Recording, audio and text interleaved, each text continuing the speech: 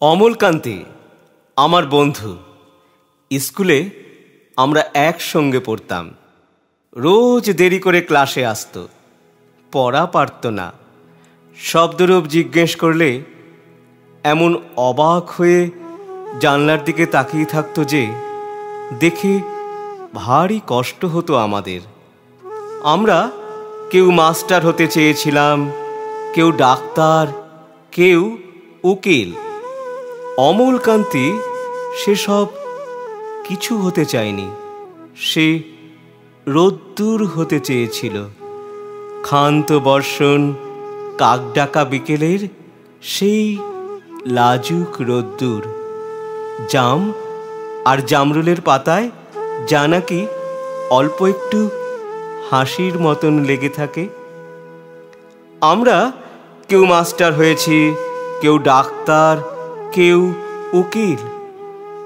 অমলকান্তি রোদ্দুর হতে পারেনি।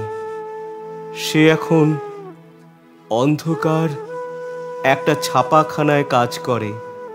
মাঝে মাঝে আমার সঙ্গে দেখা করতে আসে, চা খায়, এটা ওটা গল্প করে, তারপর বলে, উঠি তাহলে। আমি ওকে দরজা পর্যন্ত এগিয়ে দিয়ে আসি। আমাদের মধ্যে যে এখন মাস্টারি করে, অনায়াসে সে ডাক্তার হতে পারত। যে ডাক্তার হতে চেয়েছিল, উকিল হলে তার এমন কিছু ক্ষতি হতো না। অথচ সকলেরই ইচ্ছে পূরণ হলো এক অমলকান্তি ছাড়া। অমলকান্তি রোদ্দুর হতে পারেনি।